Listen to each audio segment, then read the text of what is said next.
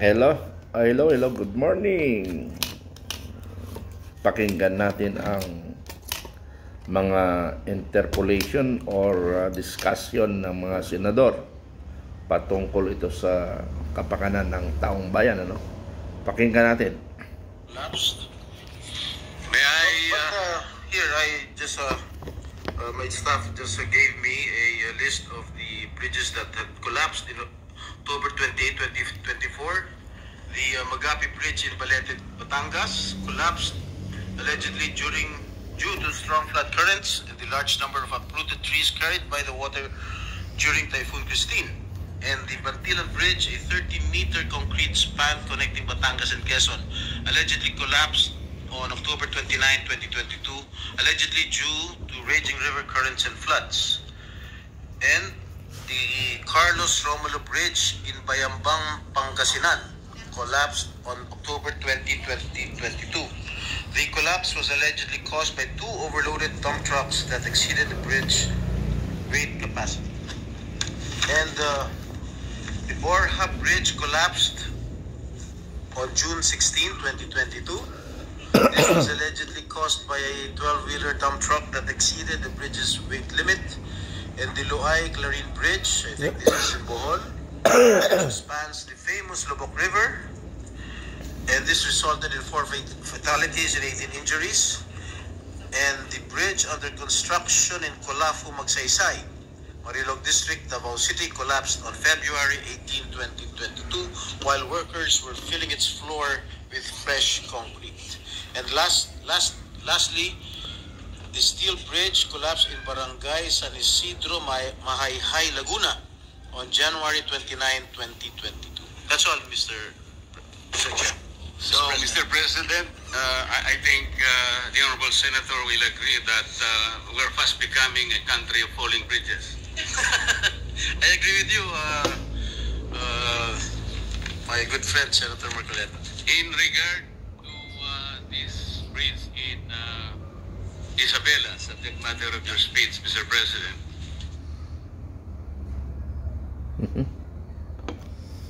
Huwag ka nang magsuot ng mababang kalidad na reading glasses. Ito ang uri ng salamin na pwede. To this bridge in Isabela, subject matter of your speech, Mr. President. Wala bang weighing scale or weighing station or weighing facility na itinalaga ang local government or national government para sa ganon yung lahat ng dadaan ng mga behikulo? Kasi, Mr. President, alam naman natin na Isabela ay agricultural economy. It consists something like 29.8% agriculture products at 25% industry. Kaya kinakailangan po siguro merong tagatimbang sa lahat ng mga truck na dadaan. Simple naman siguro problema ito. Bakit wala man lang nakaisip na maglagay po ng isang timbangan doon para sa mga sasakyan na dadaan?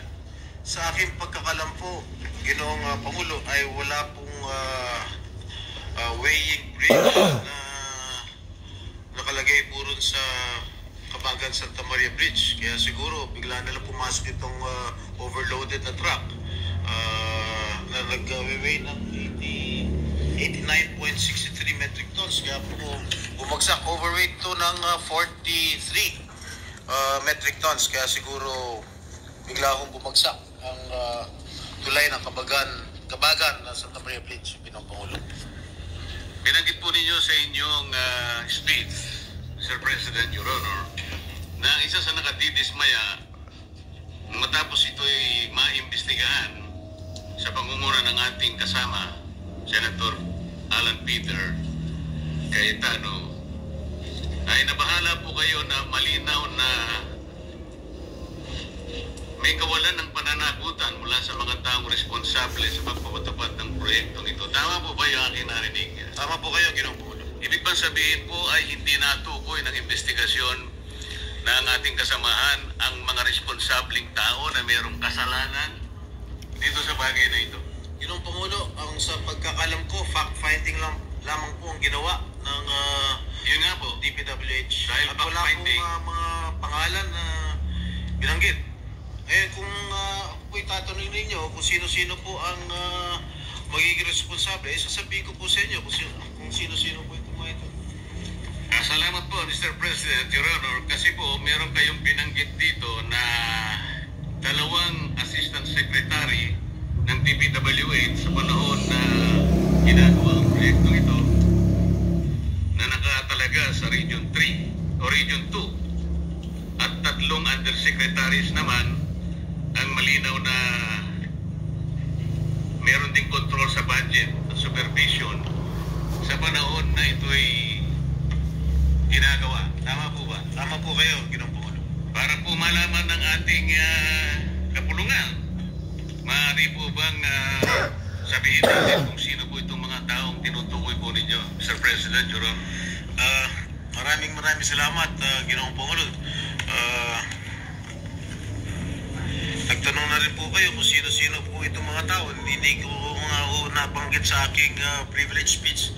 Subalit nagtanong po kayo, mapipilitan ko pong ibulgar kung sino-sino po itong mga taong responsable sa pagbagsak nitong sa pag-collapse nitong tulay sa Cambagan, Santa Maria. Unang-una, si Assistant Secretary for Regional Operations in Luzon, Lorena Malaluan.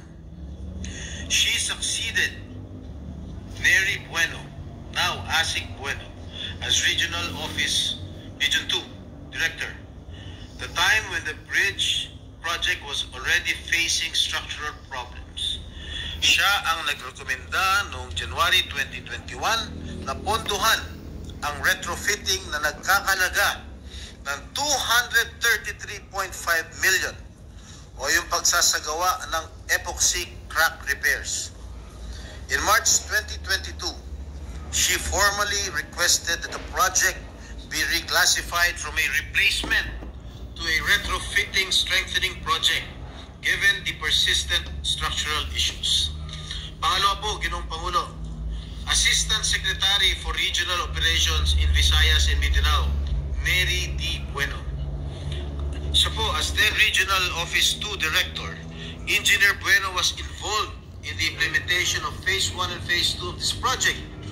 In 2018, then Project Engineer Felipe Lingan began reporting early signs of possible bridge failure. Noong pa lang 2018, nakitaan na nitong si Mr. Lingan na medyo malapit na magkolapso o may failure, early signs of bridge failure. These warnings were either not acted upon or were not sufficiently addressed under Bueno's leadership, which became a notable concern in later investigations. Ginoong Pangulo, Lutein Gumis, isang candy na nakakatulong sa mga nakakaranas ng pagkapagod sa mata. Investigations. Ginoong Pangulo, Aris, napapangalanan ko rin ngayon. Ito po hanggang ngayon ay nanunungkulan pa rin bilang Undersecretary ng DPWH. Unang-una, Undersecretary for Regional Operations in Luzon, Ginoong Eugenio Pipo Jr.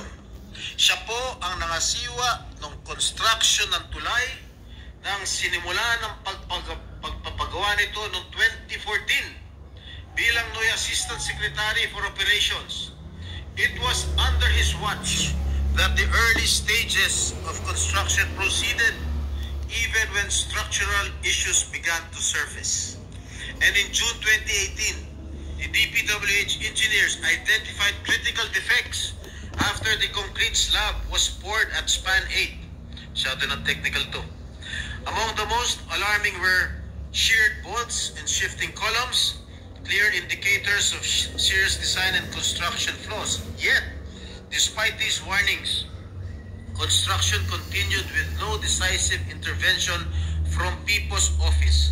His failure to halt the project or escalate the issue for re-evaluation allowed the risks to persist unaddressed. Pangalawang Undersecretary for Regional Operations in Visayas and Mindanao, Ginoong Ador G. Canlas. Siya po ay Assistant Secretary for Regional Operations ni Cordillera, Regions 1, 2, 9 at 13 noong taon 2022. Retrofitting began in 2023 with 285 million allocated for structural strengthening. The engineering designs were completed and submitted, and multiple iterations of the as-staked plans were prepared by DPWH Region 2. And during this phase, Undersecretary for Technical Services Ador Canlas became directly involved. He approved key engineering plans on December 19, 2023, and later a revised retrofitting plan on May 22, 2024. These approvals were crucial in authorizing the construction activities intended to stabilize the bridge. And lastly, Mr. President, Undersecretary for Planning Service and Public-Private Partnership Service, Maria Catalina Cabral, ang kanyang opisina ang nag-aproba para pondohan ang isinagawang kontrobersyal na retrofitting ng tulay na dapat ang kontraktor ang gumastos dahil nasa ilalim ng warranty period. Dahil dito, gumastos pa ang ating gobyerno ng karagdagan na 400 million pesos. Ang halagang ito ay 50% ng original contract price ng tulay, Ginoong Pangulo. Yun lang po, Ginoong Pangulo. Mr. President, tatlong undersecretaries. Ibig ba sabihin ito, may paspas ito sa kanilang secretary, Mr. President? Well, that sa akin palagay, command responsibility po yan. Hindi naman po kikilos itong mga undersecretary kung wala akong paspas ang namumuno. Sinabi po niyo rito, Mr. President, Your Honor, na ang mga taong binanggit ninyo ay nabigyan pa ng karagdagang trabaho. Ano pong mga karagdagang trabaho ang naibigay pa, Mr. President, Your Honor?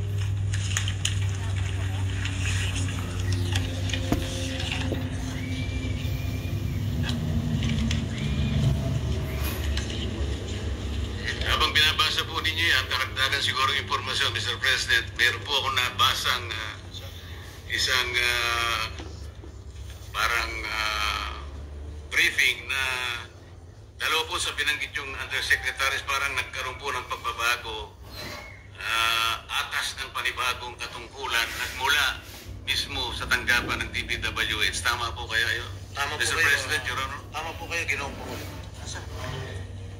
At binanggit din po ninyo sa inyong speech, Mr. President, Your Honor, na tila kayo'y nagsususpecha at maring sila pinatutungkulan ng Pangulo nung sinabi niyang mahiya naman kayo. Ano po ang pinagbabatayan niyo rito? Malamang itong sinasabi ng ating Pangulo na pinatutungkulan ng ating Pangulo na mahiya naman kayo. Palagay ko ito po yung mga opisyalis ng DPWH na kasabwat sa pagpapatayo nitong collapsed bridge nito sa Isabela. Siguro po ang mas tamang isipin natin, ilan lang siguro sila sa pinatamaan ng Pangulo. Kasi nung sabihin ng Pangulo po ito, Mr. President, nakaharap po siya sa Kongreso eh. Napakarami pong kontraktor doon eh. Kayo po nakakalam nun dahil kayo po nanggaling sa House of Representatives. Kasi po, tinatanong ko po kayo, kayo isang ayon na maaaring mas marami ang pinatutungkulan ng Pangulo. At hindi lamang pagbagsakan ng tulay ang pinag-uusapan doon.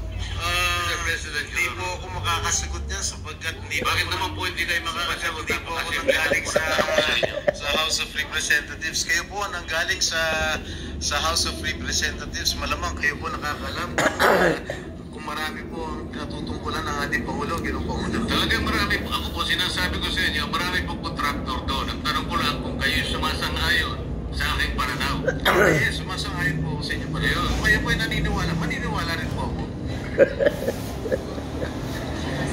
Mr. President, Your Honor, di ba pangkaraniwan meron po tayong itinatayong isang infrastructure, lalong-lalo na po yung mga vertical infrastructure. Malimit po nating nakikita, nakatabi po yung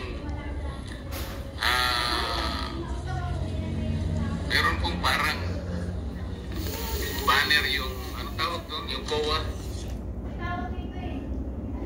Nakarating ka na ba sa isang lugar at bigla kang nangailangan ng Wi-Fi pero walang koneksyon? Kilalanin ang banner yung, anong tawag doon? Yung COA. Merong billboard po ang COA. Billboard. Kung saan nakalagay yung ilang mga detalye, pangalan ng proyekto, yung pangalan po ng politiko nandun. yung halaga ng proyekto, yung description hanggang saan, di ba? Yung contractor kung sino yun. Pero nananatili lang na isang billboard. At hindi naman nagkakaroon ng updated report ang COA kung ilan porsyento na halimbawa after a while ang natatapos. Nananatili lang isang billboard na akala mo ay nagbabantay sa project. Tama po kayo. Kaya ko po tinatanong ito, Mr. President. Nangyari po sa Misamis Occidental. Nagtayo ng isang irregular na proyekto.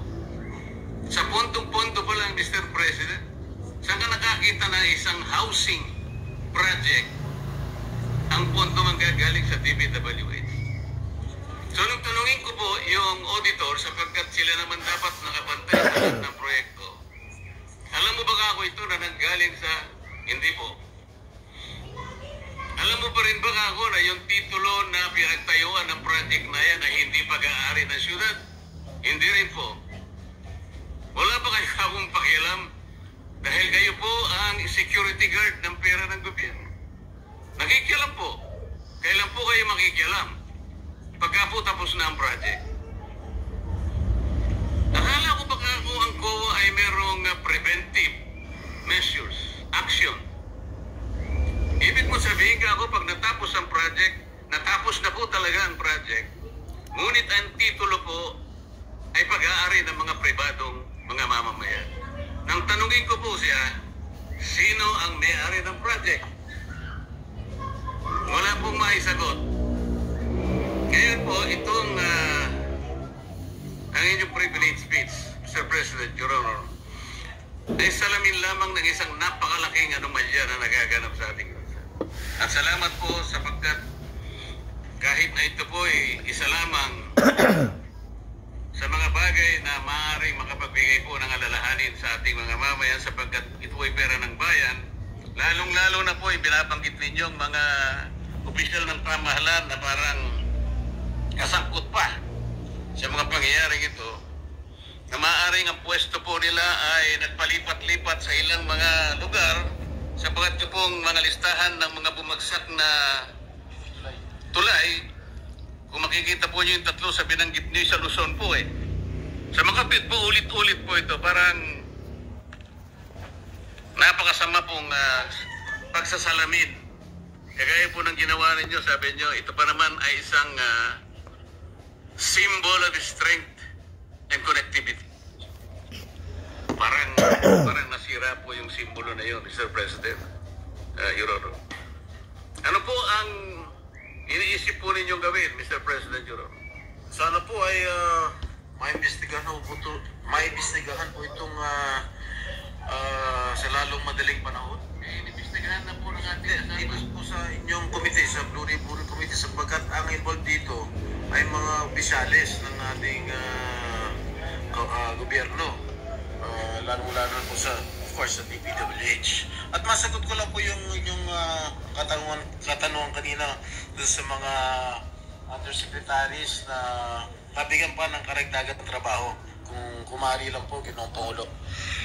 Base sa mga department orders namin nakuha, na-promote pa ho si Engineer Loretta Manluan from Regional Director in Regional Office 2 to Assistant Secretary for Regional Operations in Luzon. Si Nery Bueno po ay dating po ang dapat mag-shoulder ng expenses ng retrofitting, hindi po ang gobyerno. So, 3 beses pong gumasta ang pamahalaan, Mr. President. Opo. At bumagsak. At bumagsak pa rin. So, 3 beses pong nasampal ang Pilipino. Tama po kayo. Salamat po, Mr. President. Maraming salamat po.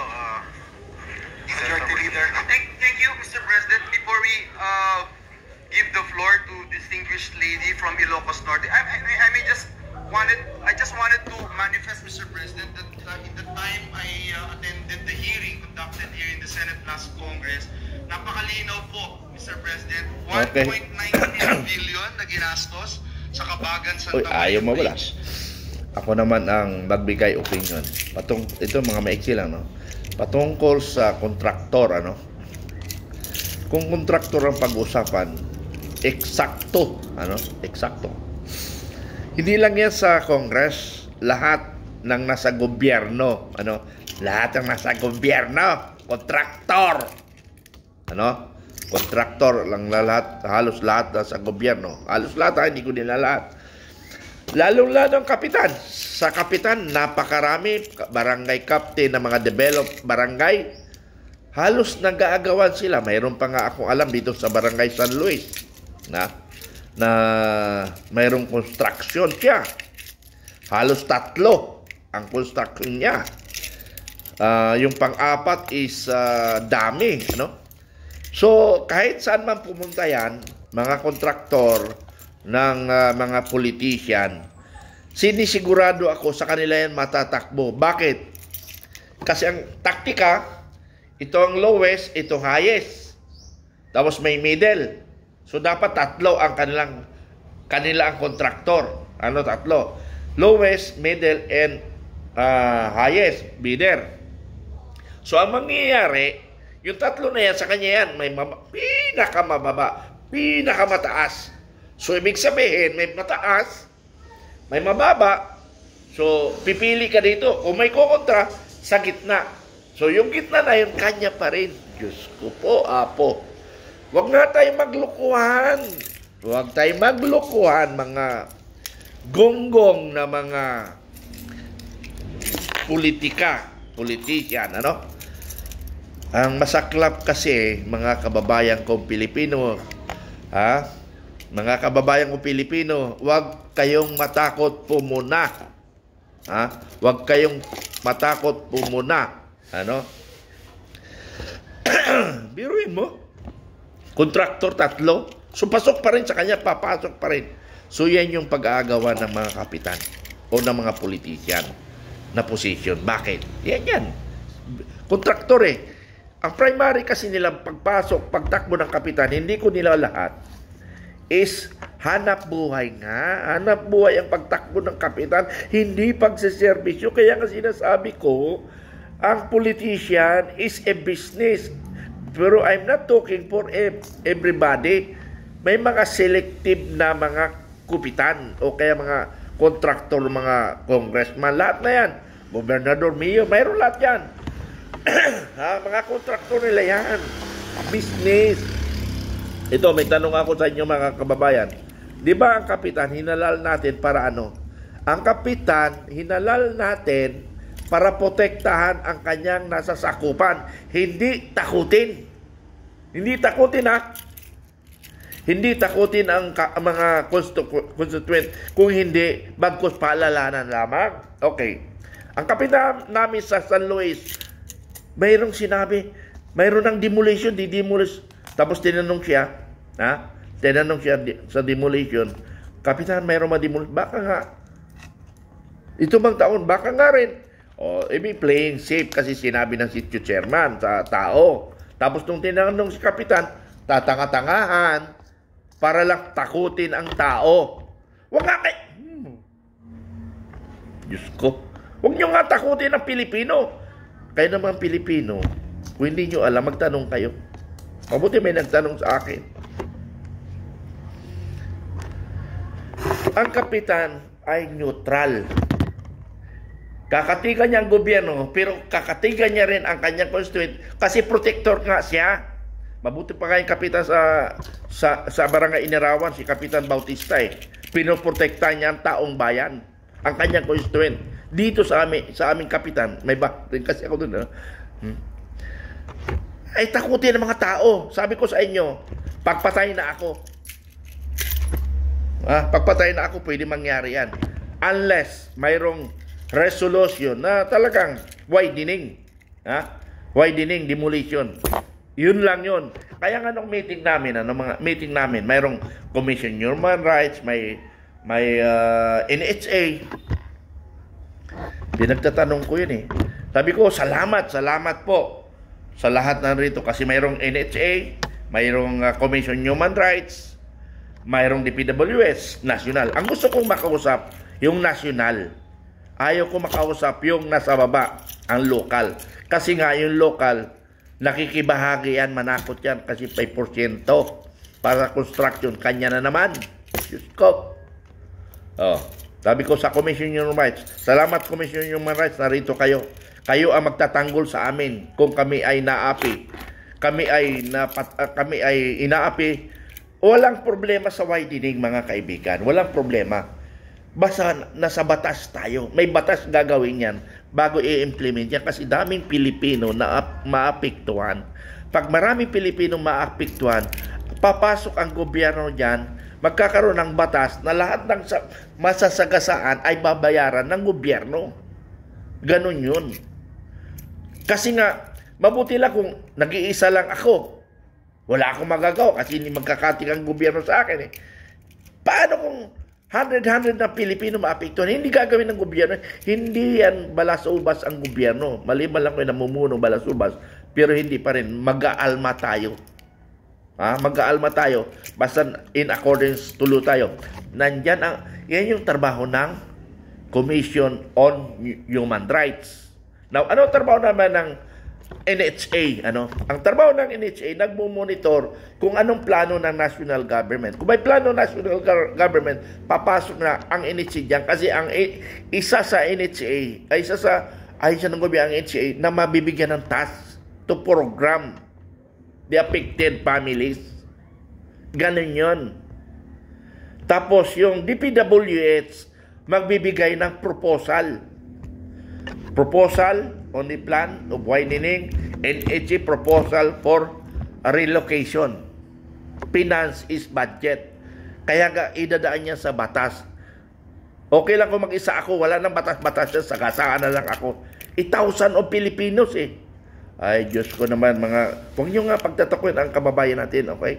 Okay, to give you an example mayroon pala ako example, maganda ito, doon sa barangay, sa sitio Inuman, Barangay Inarawan, sa may elementary. Mayroong riprap.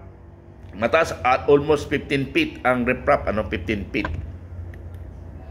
Hindi lang 15 feet, 20 feet yata, no? So, dumating sa likod ko, nag-excess ako. Yung aking Puso Negro, almost 1 meter. 1 meter or more than a meter. Okay. Ngayon, sinabihan ako, wala naman problema yan eh. Di sagasaan nyo, provided ayon sa batas. Pero kung hindi ayon sa batas, ay huwag nyo subukan. No. Okay. Ang ginawa nila, nilampasan. Almost 15 meters yun, almost 15 meters yung likod ko. Nilampasan nila. Hindi nila nireprap. Ibig sabihin, para wala na silang problema. At makasip sila ng pera. Now, pag nagreklamo kasi hindi pumayag yung DPWH, yung may-ari, gago pala, ginawa nila akong dahilan para makapagnakaw sila, no?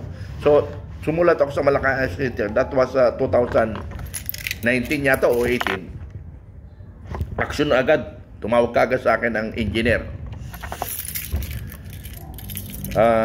Pwede ho bang tayo magkita? Sige, magkita tayo doon sa site mismo. Nag-usap kami. Making direksyon ng salita. Alam ko naman, engineer, violation ako. Alam mo pala ako violation sabi sa akin kaagad Oo. Pero, idaan natin sa batas. Idaan natin sa... huwag natin magbatas. Yun na nga sinasabi ko Huwag na natin idaan sa batas pag-usapan. Yun na nga, engineer, pag-usapan na lang natin. Kasi kung iayon natin sa batas yan, baka yung pera mo, hindi magpinding yung pera natin ng project, hindi pa tapos, baka patay na tayo bago matapos ang kaso, So, ganito, engineer. Pwede naman yung giliran na lang yung aking Puso Negro, giliran mo. Titibay pa yung kago yung aking bakod, almost 20 feet ang taas ng riprap. Now, engineer, dito sa kabila, maluwag yan, walang may-ari. Bakit hindi mo sagasaan dito sa kabila para lumawang ang iyong ang kanal? Bakit? Iyong kabila kasi, engineer, pinag-aagawa niyan. Ngayon, kasi ang sukat doon sa taas, nasa sulok yan, wala na may-ari dyan. Gusto lang makalamang yun nasa taas kasi nga wala makahabol dyan. Kasi ang may-ari dyan, kami at saka yung sa kabila. Kaya lang ilog, nag-boundary mataas yun. Hindi na pwedeng ilipat kasi hindi lang ang meters, ang ilog kasi nasa 4 feet. 4 feet o 5 feet what I mean, 5 meters ang lawak. So malaki yun. So mahirap mag-transfer, ano? So plano ko nga noon, gawan ko ng tulay para makatransfer ako doon. Kasi wala nga may-ari. Ang kabila ay kaibigan yung kanyang foreman, kaibigan nun na sa bahay. Kaya ganun ang ginawa nila. Tapos gugulangan nila ako. Hindi niyo ako magugulangan, mga kaibigan. Hindi niyo ako magugulangan. Okay, yun lang muna. Nag-educate lang ako sa Pilipino na kumilos tayo ng ayon sa batas. Huwag tayong kumilos na wala sa batas para hindi tayo masilipan. Maraming salamat. Bye-bye. I love you all.